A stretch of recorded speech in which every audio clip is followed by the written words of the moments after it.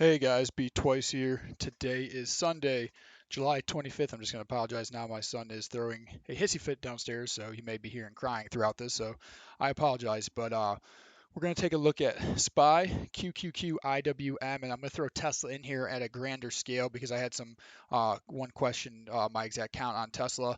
So we'll do that at the very end. I just want to make sure I got at least this video up today for where I see these indices going.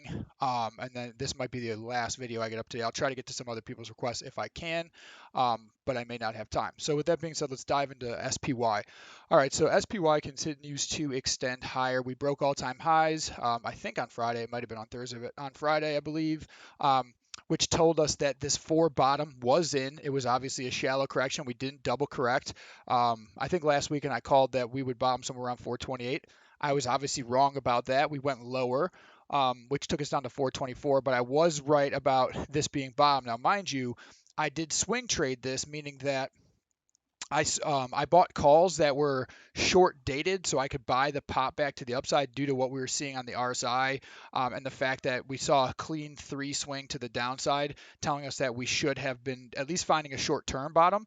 So I bought some weeklies and I sold them the next day. Obviously, hindsight should have held them, but who knows what could have happened? We could have double corrected, so you can't be greedy. But the other thing I did at this point was I was buying long dated calls, and I talked about that. I was buying long dated calls on both SPY and QQQ because my intention for those was to never sell on this rise in case this was bottom, and that's exactly what it was. So that's why I played this twofold. On the three swing to the downside, I bought weeklies for the pop back to the upside to take profits, and I also bought monthlies out in September because I knew that we were going to find a four bottom somewhere. If it wasn't here and we went lower, then I would double down on my September calls then.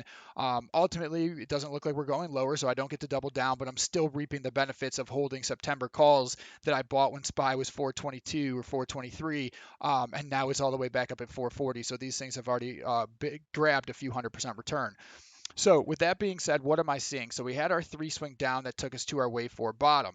Now we're looking for a five wave sequence up for a one. So the last time we had a rally, it was really hard to find a dip to buy because they kept extending it and kept extending it. We didn't get a clean wave two like we did back here. Obviously back here we went up for one, came down for two, and you could buy that dip.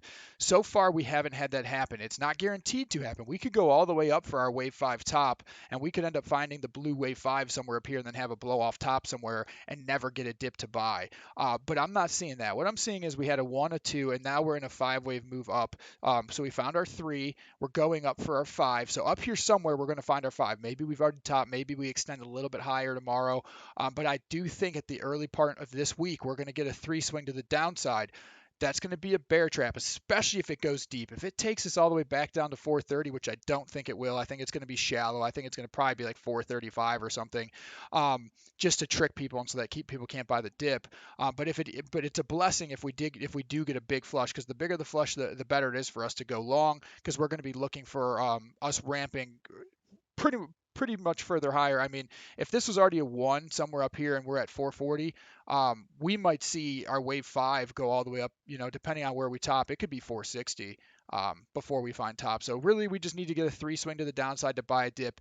If we don't get three swing to the downside, I will not be adding anything to SPY or QQQ, and I'll talk about that in a second. I won't be adding anything. I'll be holding my calls and making sure I'm staying hedged for the possibility at some point that we find a blow off top.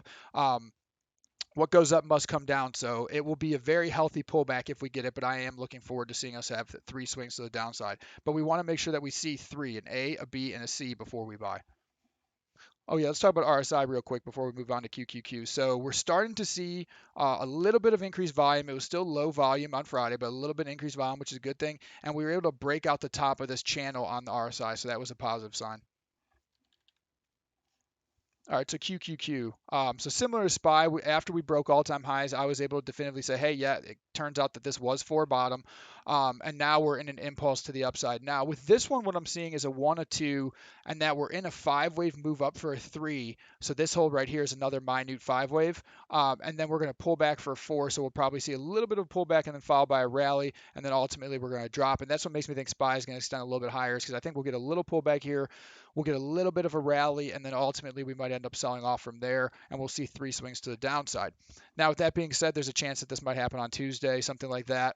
So some earnings might get kind of crapped on if this happens. But if big tech has blowout earnings, then it may continue to rally up. So I'm looking for 3 swings to enter, just like I am for SPY. I will not be adding to my position here at all if we don't get this 3 swing to the downside. And the reason being is there's too many good opportunities out there, like Roblox. I just put a video out, and then I had my weekly fave setups that I put out yesterday. I'll be looking for entry on those versus trying to chase something that's already rallied this much. The good things we're seeing with RSI, a little bit increased volume, and then we were able to make new highs at higher highs on the RSI, so that's a good sign as well. Okay, so IWM. So the Russell 2000, I don't remember exactly what I was thinking the last time I put this video. I think that I saw that we already had a 3 and a shallow 4. On Friday, when I was watching market price action, I ended up actually opening a position, or at least increasing my position about midday. And the reason I did so was how it reacted when it hit this 38.2% retracement. So what I'm seeing is from this bottom, we popped up for a 1, we pulled back for a 2, we've rallied up for a 3, and we're popping down for a 4. And what I'm seeing is that we had a clean ABC. So when I saw that we had a clean ABC, and I did this while I was at work, I threw a retracement on here, and I saw how IWM reacted off of this area at the 38.2% retracement. That's very common of a wave 4. And this is what I talk about when I say wave theory generally doesn't, you can't 100% definitively tell where you are in a wave count until as it's unfolding. Sometimes it's 2/3 of the way done. Maybe it's even almost completely finished before you realize where you are in the sequence, right? Kind of like Zoom. I put out a video about Zoom earlier, how I wish I would have seen it because it was a very textbook 1, 2, 3, 4. Well, obviously you can tell that after it's unfolded. You can't tell that before it's unfolded. So our job as we're doing technical analysis is to try to figure out what it's doing as it's doing it as quick as possible so that we can get into a trade that's going to take it to where we think it's going to go.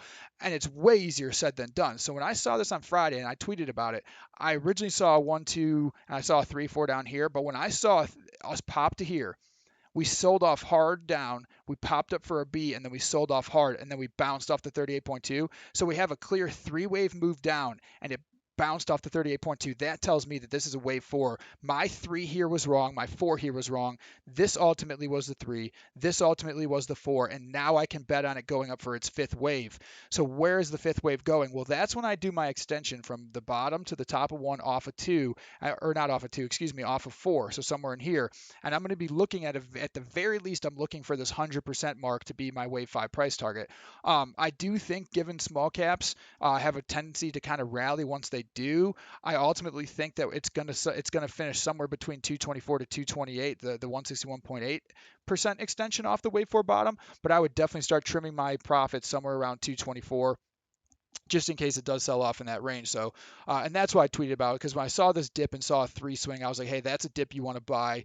Hopefully I'm not wrong, because I've been wrong a couple times here on IWM, but I just know that, hey, I do think that small caps are going to see a pretty good rally here in these upcoming months. And even if you've missed this trade, if we do rally up to this 224 range, that's going to be a 1. So we should get a pretty nice rejection from up here, and then we'll find a really, really, really good dip by spot over here, because then we're going to be in a wave 3, and we're going to ride that wave 3 probably to 235 plus.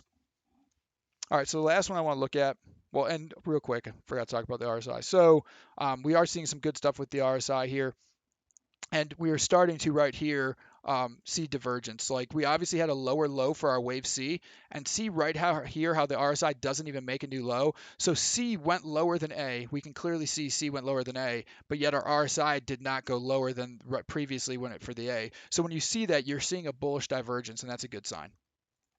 All right, so the last thing we're going to look at is Tesla, and we're going to look at the daily, because I just for clarity purposes, I want to talk about how there's a bull and bear case, and I could be wrong about both of them, but obviously at least I'll tell you what I see.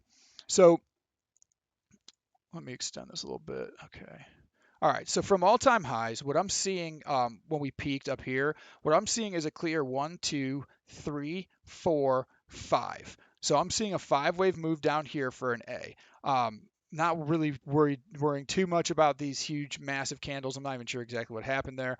But ultimately, I'm seeing a 5-wave move down for an A. And this is maybe these candles will validate me. But I'm going down for an A, popping up for an A, a B, and a C. So I'm calling this my B. And then what am I seeing? Well, I'm seeing a 1, a 2, I'm seeing a 3, I'm seeing a 4, and I'm seeing a 5. So that could mean two things. That could mean that this is already our C, right? Our A, a B, and a C, and that this is our bottom and our bottom's in, and we're in this bullish sequence. And this is what I'm favoring. I'm favoring that our bottom is in, even though it was a shallow 61.8% extension for our C. I'm favoring that the bottom is in. I do think that Tesla's going to ultimately blow out earnings, and I think they're going to rally. So I'm thinking that we see this bullish sequence, meaning we're in a 1, a 2, a 3, a 4, and we're in a 5-wave move up for our wave 5, or excuse me, it's going to be a red wave 5, which is going to end up being a higher degree wave 1. So I should have put a red wave 5 up here. So basically, I'm seeing a 1, a 2 in purple. We're going to rally up for a 3 in purple, pull back for a 4, and then we're going to hit a 5, which should be a red wave 5. Pardon me for not having it there, which is in a higher degree wave 1. And then from there, we're going to see a rejection. So my expectation is somewhere in this upper 700 range, we're going to see a rejection, which is going to take us back down to into the 650 range or something like that. And then that will be a wave 2 bottom. And then that will be the move that takes us to all-time highs. So this is what I'm favoring. I'm favoring the bull count. But now let's talk about the bear count, because somebody was kind of questioning what exactly I was showing. The bear count would be that this is not wave C bottom, and that wave C bottom is going to be the 100% extension of this A and B. Now, for that to happen, it's very valid to say that this this is clearly, in my mind, this is clearly an impulse. I see a 1, 2, 3, 4, 5. So basically, I can label this as either a C, because now we've checked the box of having an impulse down for C, which I'm saying I think it is, or I can say no, this was a 5-wave move down for a higher degree 1, and then this move up right here where I have the red 3 is actually a wave 2.